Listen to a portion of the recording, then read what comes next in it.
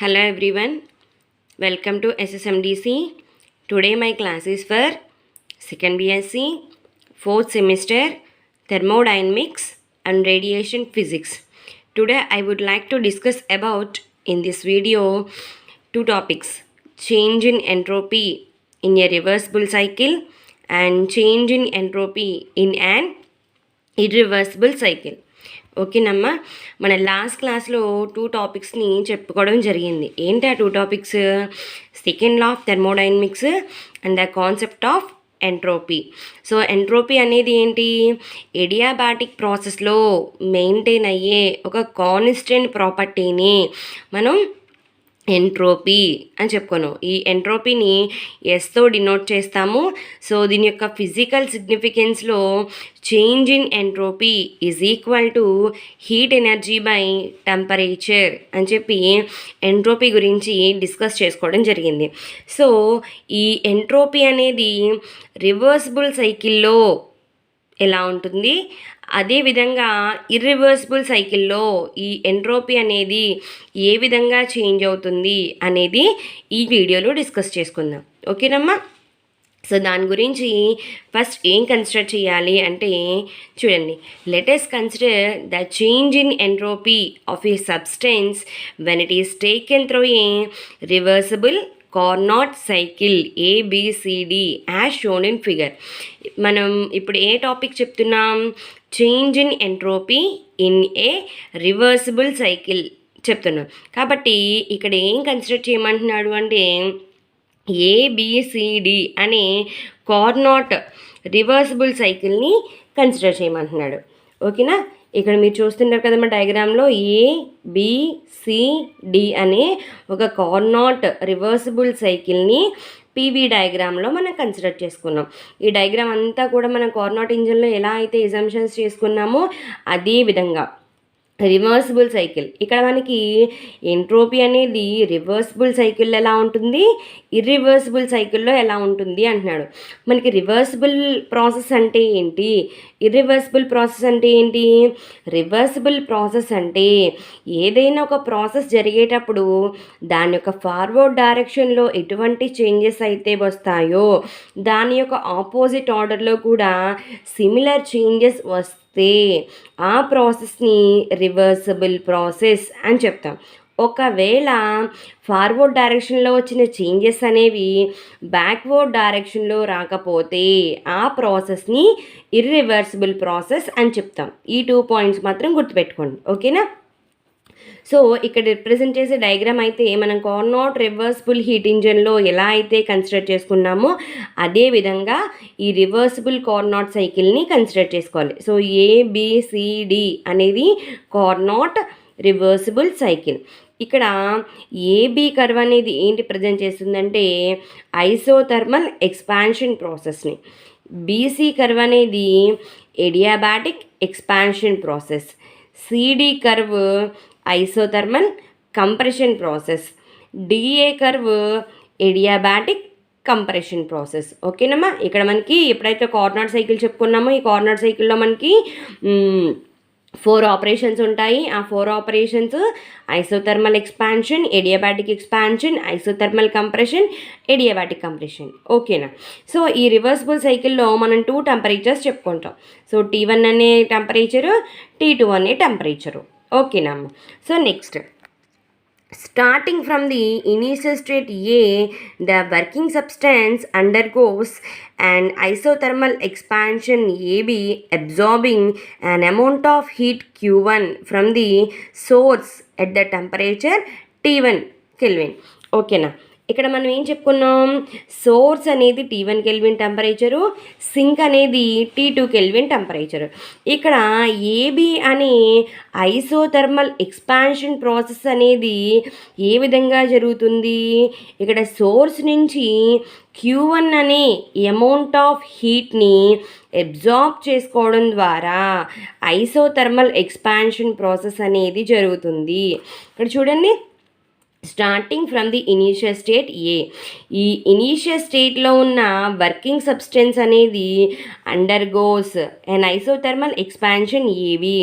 ఇక్కడ ఈ ఇనీషియల్ స్టేట్లో ఉన్న వర్కింగ్ సబ్స్టెన్స్ అనేది T1 అనే టెంపరేచర్ అనేది దేని టెంపరేచరు? Source temperature. సో ఇక్కడ నుంచి Q1 అనే అమౌంట్ ఆఫ్ హీట్ని అబ్జార్బ్ చేసుకోవడం ద్వారా ఐసోథర్మల్ ఎక్స్పాన్షన్ ప్రాసెస్ అనేది జరుగుతుంది. ఓకేనమ్మా, అర్థమైందా? Next, hence increase in entropy is equal to Q1/T1. మరి ఇంక్రీజ్ ఇన్ ఎంట్రోపీ అని ఎందుకన్నాము? ఎప్పుడైతే హీట్ని అబ్జార్బ్ చేసుకుంటుందో అక్కడ ఏమవుతుందమ్మా ఎంట్రోపీ అనేది? సో ఇక్కడ మనం ఫిజికల్ సిగ్నిఫికెన్స్లో చెప్పుకున్నాం, change in entropy into temperature is equal to Q1. మీకు గుర్తుందమ్మా? ఇక్కడ చూడండి, ఫిజికల్ సిగ్నిఫికెన్స్ ఆఫ్ ఎంట్రోపీలో change in entropy is equal to heat energy by temperature అని చెప్పాం. సో దీన్ని ఎలా రాసుకున్నాం? Change of entropy into temperature is equal to heat energy కింద రాసుకున్నాం. ఇక్కడ మనకి టెంపరేచర్ అనేది రైజ్ అవుతుంది. ఎందుకని? Q1 అమౌంట్ ఆఫ్ హీట్ని అబ్జార్బ్ చేసుకోవడం ద్వారా. ఎప్పుడైతే హీట్ని అబ్జార్బ్ చేసుకుంటుందో టెంపరేచర్ ఇంక్రీజ్ అవుతుంది కదమ్మా. కాబట్టి ఈ రివర్సిబుల్ సైకిల్లో ఎంట్రోపీ అనేది ఎలా రాస్తున్నారు? Increase in entropy is equal to Q1/T1. అది Q1 అనే అమౌంట్ ఆఫ్ హీట్ని అబ్జార్బ్ చేసుకుంది ఏ టెంపరేచర్ దగ్గర? T1 అనే టెంపరేచర్ దగ్గర. కాబట్టి increase in entropy is equal to Q1/T1. ఓకేనమ్మా, ఇది ఐసోథర్మల్ ఎక్స్పాన్షన్ ప్రాసెస్లో. నెక్స్ట్ ఏంటి? Adiabatic expansion. So during the adiabatic expansion BC, no heat is taken in or given up by the working substance, hence there is no change in entropy. మనకి isothermal process చెప్పినప్పుడు, adiabatic process గురించి చెప్పినప్పుడు ఒక 2 points చెప్పాను. ఏంటా 2 points? Isothermal process జరిగినప్పుడు మాత్రమే system అనేది హీట్ ఎక్స్చేంజ్ని కలిగి ఉంటుంది. అంటే సిస్టమ్ నుంచి సరౌండింగ్స్కి, సరౌండింగ్స్ నుంచి సిస్టమ్కి హీట్ ఎక్స్చేంజ్ అనేది జరుగుతుంది ఇన్ ఓన్లీ ఐసోథర్మల్ ప్రాసెస్లో మాత్రమే. ఎడియాబాటిక్ ప్రాసెస్లో ఎటువంటి హీట్ ఎక్స్చేంజ్ అనేది జరగదు. అదే చెప్తున్నాడు ఇక్కడ. During the adiabatic expansion BC, no heat is taken in or given up by the working substance. ఈ ఎడియాబాటిక్ ఎక్స్పాన్షన్ ప్రాసెస్లో వర్కింగ్ సబ్స్టెన్స్కి మనం ఎటువంటి హీట్ని సప్లై చేయట్లేదు, అలాగే దాని నుంచి ఎటువంటి హీట్ని తీసుకోవట్లేదు. కాబట్టి ఈ ఎడియాబాటిక్ ఎక్స్పాన్షన్ ప్రాసెస్లో ఎంట్రోపీ అనేది ఎటువంటి చేంజ్ ఉండదు. There is no change in entropy. ఓకేనా? Next process, during the isothermal compression CD, the working substance rejects a quantity of heat Q2 at T2. So already మనం ఎంట్రోపీ చెప్పుకున్నాం. Q1 అనే amount of హీట్ని source దగ్గర absorb చేసుకుంటుంది at T1 kelvin. అలాగే Q2 అనే amount of హీట్ని reject చేస్తుంది at T2 kelvin అని చెప్పి. సేమ్ అదే విధంగా డ్యూరింగ్ ది ఐసోథర్మల్ కంప్రెషన్, ఈ ఐసోథర్మల్ కంప్రెషన్ ప్రాసెస్లో ద వర్కింగ్ సబ్స్టెన్స్ అనేది కొంత అమౌంట్ ఆఫ్ హీట్ని సింక్కి ఇచ్చేస్తుంది, రిజెక్ట్ చేస్తుంది. కాబట్టి ఎప్పుడైతే కొంత హీట్ని రిజెక్ట్ చేసిందో అక్కడ ఏమవుతుంది? టెంపరేచర్ లాస్ అవుతుంది. సో ఎప్పుడైతే టెంపరేచర్ లాస్ అవుతుందో చేంజ్ ఇన్ ఎంట్రోపీ ఏమవుతుంది? Decrease in entropy is equal to Q2/T2. మనకి ఐసోథర్మల్ ఎక్స్పాన్షన్లో ఏమైంది? హీట్ని అబ్జార్బ్ చేసుకుంది కాబట్టి increase in entropy is equal to Q1/T1 అయింది.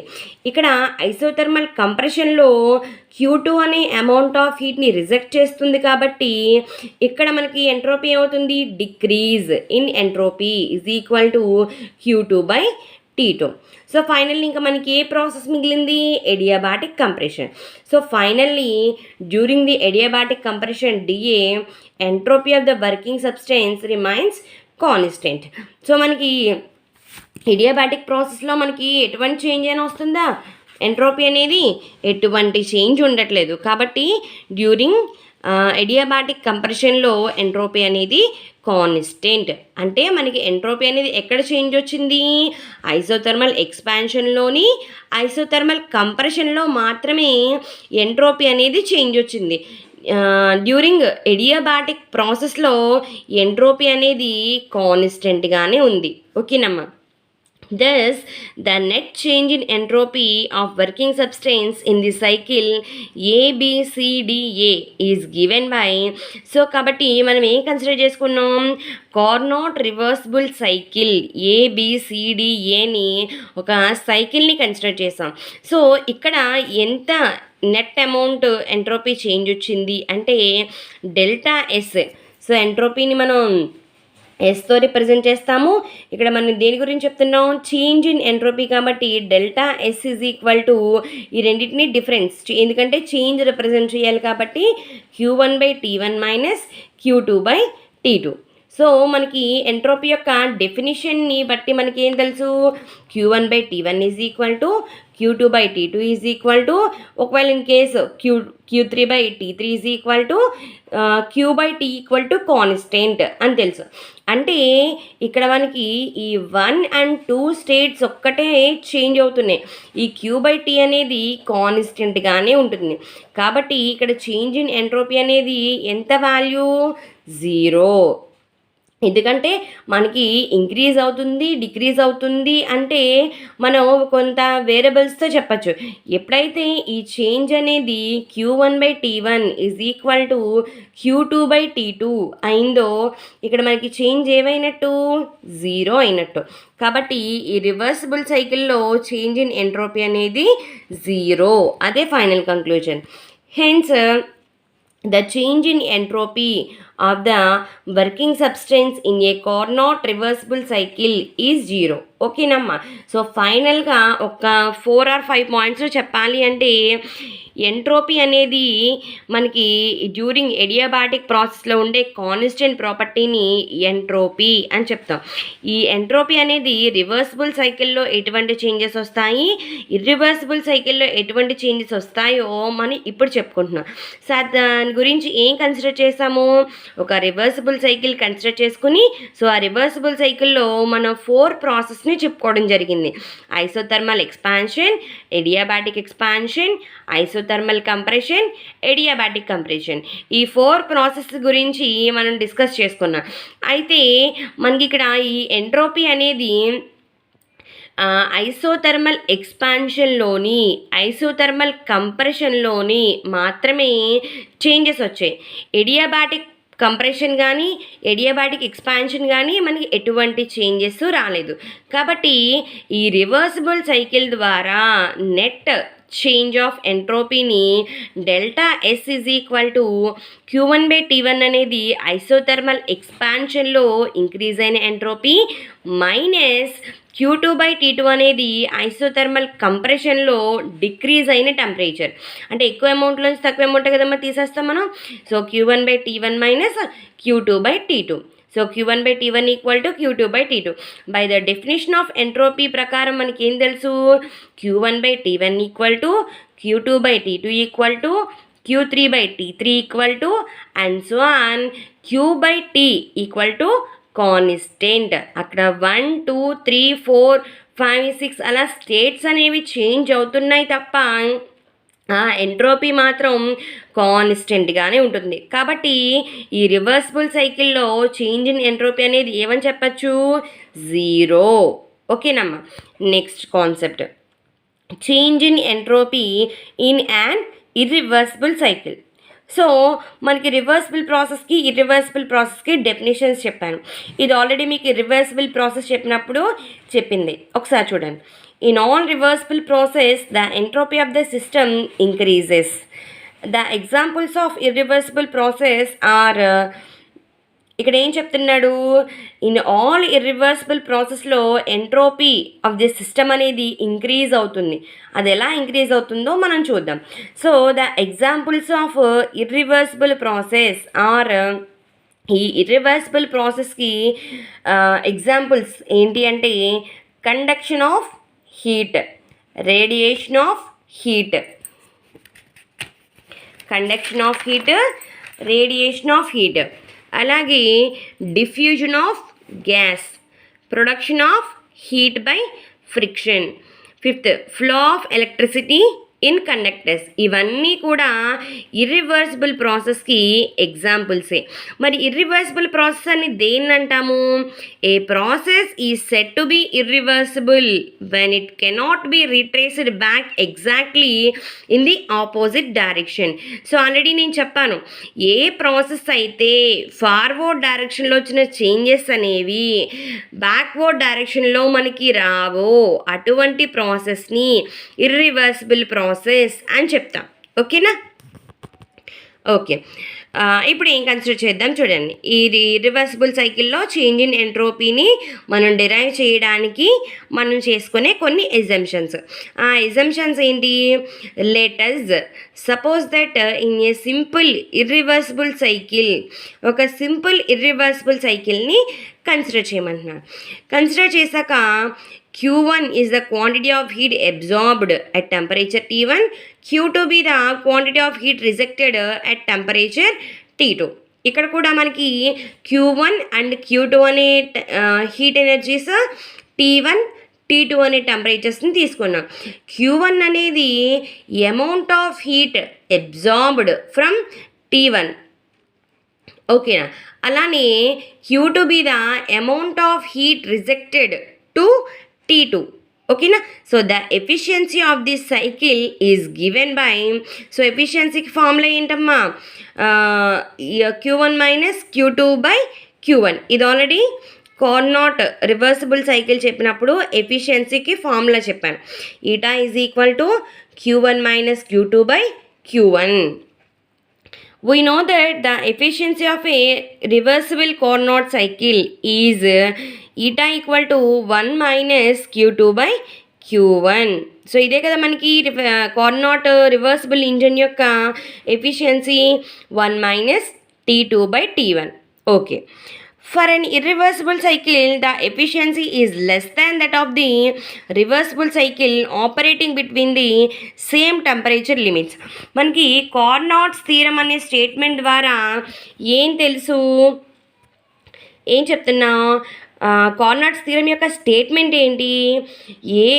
ఏదైనా ఒక రివర్సిబుల్ ఇంజన్ని సేమ్ పెయిర్ ఆఫ్ టెంపరేచర్స్ మధ్య ఆపరేట్ చేసినప్పుడు దాని యొక్క ఎఫిషియన్సీ అనేది చాలా హైగా ఉంటుంది మిగిలిన అన్ని ఇంజన్స్తో కంపేర్ చేసుకుంటే. అంటే రివర్సిబుల్ ఇంజన్ యొక్క ఎఫిషియన్సీ అనేది హైగా ఉంటుంది దేంతో కంపేర్ చేసుకుంటే? ఇర్రివర్సిబుల్ ఇంజన్ యొక్క ఎఫిషియన్సీతో కంపేర్ చేసుకుంటే. కాబట్టి ఇక్కడ మనకి ఇర్రివర్సిబుల్ ప్రాసెస్లో ఎఫిషియన్సీ ఎంత వచ్చింది? Q1 minus Q2 by Q1. So Q1 minus Q2 by Q1 అనేది efficiency of irreversible cycle is less than the 1 minus T2 by T1 అంటే efficiency of reversible cycle. Okay, అర్థమైందమ్మా? ఇది మనకి కార్నాట్స్ థీరం యొక్క statement నుంచి వచ్చింది. ఇర్రివర్సిబుల్ సైకిల్ యొక్క efficiency అనేది రివర్సిబుల్ సైకిల్ యొక్క ఎఫిషియన్సీ కన్నా తక్కువగా ఉంటుంది కాబట్టి less than. Q1 minus Q2 by Q1 అనేది efficiency of the reversible cycle కాబట్టి Q1 minus Q2 by Q1 is less than reversible cycle యొక్క efficiency 1 minus T2 by T1. ఓకేనా? సో ఇక్కడ ఫ్రాక్షన్ డివైడ్ చేస్తే ఏమవుతుందమ్మా? Q1 బై Q1 అంటే 1 minus Q2 by Q1 is less than 1 minus T2 by T1. ఓకేనా? Okay, so ఇప్పుడు దీన్ని ఎలా రాయొచ్చు? బోత్ సైడ్స్ 1 ఉంది కాబట్టి బోత్ సైడ్స్ 1 క్యాన్సిల్ చేయొచ్చు కదా. సో దీన్ని Q2 by Q1 is greater than T2 by T1 అని రాయొచ్చా లేదా? ఆర్ ఇక్కడ మనకి Q2 అనేది ఎక్కడ? T2 అనే టెంపరేచర్ దగ్గర రిజెక్ట్ చేసిన అమౌంట్ ఆఫ్ హీట్. Q1 అనే అమౌంట్ ఆఫ్ హీట్ అనేది అబ్జార్బ్ చేసిన హీట్ ఎక్కడ? T1 అనే టెంపరేచర్ దగ్గర. కాబట్టి ఈ ఫ్రాక్షన్ ఎలా రాసుకోవచ్చు? Q2 by T2 is greater than Q1 by T1. So ఇప్పుడు ఇది ఎలా చేంజ్ అవుతుంది? చేంజ్ ఇన్ ఎంట్రోపీ కాబట్టి ఈ 2 టర్మ్స్ కూడా ఎంట్రోపీని రిప్రజెంట్ చేసేదే కదా. ఒకటి T2 అనే టెంపరేచర్ దగ్గర, ఇంకొకటి T1 అనే టెంపరేచర్ దగ్గర. ఇక్కడ ఈ 2 టర్మ్స్ కూడా మనకి రిప్రజెంట్ చేసేది ఏంటి? Q/T అనేది ఎంట్రోపీ రిప్రజెంట్ చేసే టర్మ్. ఇక్కడ Q2/T2 అనేది ఎంట్రోపీని రిప్రజెంట్ చేస్తుంది, Q1/T1 అనేది ఎంట్రోపీని రిప్రజెంట్ చేస్తుంది. సో